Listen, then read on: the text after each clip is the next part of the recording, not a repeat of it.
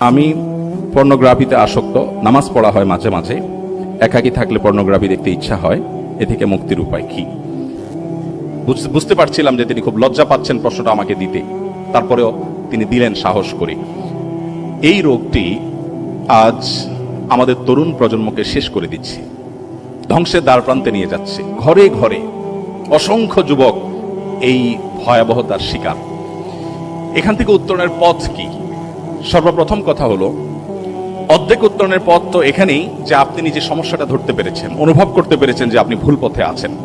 যে তরুণরা এই অনুভবটা, এই উপলব্ধিটা তাদের মধ্যে জাগ্রত হয়েছে, আমি মনে করি সমাধানের অনেকটুকু পথ তারা অগ্রসর হয়ে গেছেন, আলহামদুলিল্লাহ। যারা এখনো এটা অনুভব করতে পারছেন না, তাদের উচিত নিজের সমালোচনা করা, আত্মসমালোচনা করা, যে আমি যে পথে হাঁটছি এই পথটি আমার ধ্বংস ডেকে আনবে। জেনা এবং ব্যভিচারের অপরাধটা এত জঘন্য যে শরীয়ত এটার জন্য হদ ঠিক করে দিয়েছে, যেটাতে ব্যক্তি একা ক্ষতিগ্রস্ত হবে না, গোটা সমাজ শেষ হবে, পরিবার শেষ হবে, দেশ এবং মানব সভ্যতা বিলুপ্তির দিকে চলে যাবে। এই জন্য ভাইরা আমার, শয়তান আপনাকে দিয়ে এই কাজটা করাবে। আপনি নামাজ কালাম পড়েন, অথচ আপনি পর্নোগ্রাফিতে আসক্ত। তো এই ভয়াবহতাটা আগে অনুভব করতে হবে, যেটি কত ভয়াবহ। শরীয়তের জন্য নির্দিষ্ট হদ ঠিক করে দিয়েছে। এটা থেকে বাঁচার জন্য আমি সংক্ষেপে শুধু কারণগুলো বলে ফেলছি। নাম্বার এক নম্বর কারণ, উপায় হলো যে আপনার একটা অপারেশন চালাতে হবে নিজের বিরুদ্ধে। প্রত্যেকটা মুমিনের ইমানের জাগরণ হয় কিছু কিছু সময়। ইদা হাব্বাত রুহুল ঈমান ও রিহুল ঈমান, যখন ইমানের হাওয়া বাতাস ভেতরে বইবে, আপনি অনুভব করবেন, আপনি তখন সিদ্ধান্ত নিতে হবে, একটু কঠিন সিদ্ধান্ত, যে আমার মোবাইলটাকে আমি ফরম্যাট দিয়ে দিব, আমি বাটন ফোনে চলে যাব মাত্র 3 মাসের জন্য। এই প্রেসক্রিপশনটা আমি দিচ্ছি, মাত্র 3 মাসের জন্য আপনি বাটন ফোনে চলে যান। আপনি কোনো স্মার্টফোন রেখেন না হাতে। একটা লম্বা সময় যদি আপনি এভাবে অভ্যস্ত হন, ইনশাআল্লাহ আমি দায়িত্ব নিয়ে বলতে পারি আপনার বদভ্যাসটা দূর হয়ে যাবে ইনশাআল্লাহ। আমার অনেক তরুণ বন্ধুরা আছে যারা মনে করে, না আমি বোধহয়, অনেকে আছেন মাস্টারবেশনে অভ্যস্ত হয়ে গেছেন, অনেকে আছেন যে পর্নোগ্রাফি দেখা অভ্যস্ত হয়ে গেছেন, বাঁচেন না এটা ছাড়া। তিনি মনে করেন যে আমি এটা ছাড়া টিকতে পারবো না। আপনি এটার উপকরণের পথটা একেবারে শেষ করে দেন, যে আমি এই ফোন আর ইউজই করবো না। কিছুদিন জন্য আমি সোশ্যাল মিডিয়া টিডিয়া সবগুলো থেকে সরে যাওয়ার জন্য আমি ফোন সেট চেঞ্জ করে একটা বাটনওয়ালা ফোন আমি ইউজ করব। কিছুদিন, 3-4 মাস, আপনি মরে যাবেন না, আপনি শেষ হয়ে যাবেন না। একটু হিম্মত করে সিদ্ধান্তটা নেন, দেখবেন আপনি খুব সহজেই 3 মাস পরে আবার নতুন জীবন পেয়েছেন। নাম্বার 1।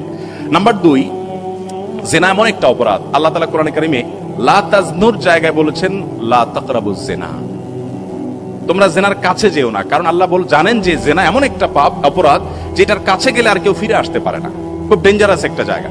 এই জন্য কাছাকাছি যাওয়া থেকে বেঁচে থাকতে হবে। ইসলাম কেন পর্দার কথা বলেছে, কেন নজর হেফাজত করার কথা বলেছে? আজকে আমাদের তরুণ বন্ধুদের মধ্যে, কলেজ ইউনিভার্সিটির অনেক বন্ধুদেরকে আমরা দেখি যে তারা যুদ্ধ করেন, রীতিমতো গোটা পরিবেশের সাথে তারা লড়াই করেন, সংগ্রাম চালান নিজের ইমানকে হেফাজত করবার জন্য, নিজের আমলকে, তাকওয়াকে রক্ষা করবার জন্য। এই মানুষগুলোই আল্লাহ রাব্বুল আলামিনের খাতায় মুত্তাকি হিসেবে বিবেচিত। এই যে প্রচেষ্টা ইসলাম করতে বলেছে, কেন?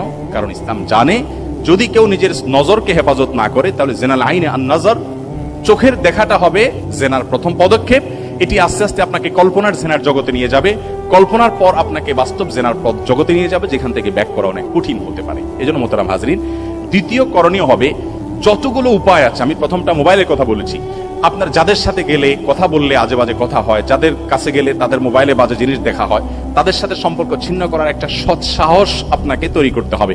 কিছুটা অসামাজিক মনে হবে, কিছুটা কঠিন হবে, কিন্তু এই সিদ্ধান্ত আপনাকে নিতেই হবে বাঁচার জন্য।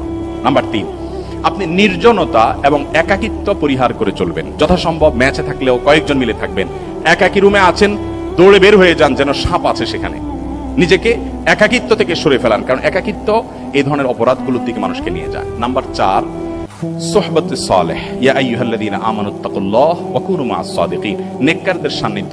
একটু আগে যে আপনারা যে হাদিস শুনেছেন মাওলানা শরীফ মোহাম্মদ হাফিজাহুল্লাহর কাছ থেকে, যে যুবক এসে নবী করিম সাল্লাল্লাহু আলাইহি ওয়াসাল্লাম জেনা করতে চেয়েছে, নবী করিম সাল্লাল্লাহু আলাইহি ওয়াসাল্লামের সান্নিধ্যে আসার পর, বসার পর, জেনা করার আগ্রহ তার অন্তর থেকে সমূলে শেষ হওয়ার পর সে উঠে গেছে। এবং সে উঠার আগে রীতিমতো তার যে আপনার সাক্ষাৎকার সে দিয়েছে, যে আমার মধ্যে জেনা করার যে আকাঙ্ক্ষা ছিল, সে আকাঙ্ক্ষা আর নাই, সেটা দূর হয়ে গেছে। আরেকজন নবী করিম সাল্লাল্লাহু আলাইহি ওয়াসাল্লামের সান্নিধ্যে এসেছেন, জেনা করে এসেছেন, ইয়া রাসূলুল্লাহ আমার উপর আপনি হদ কায়েম করুন।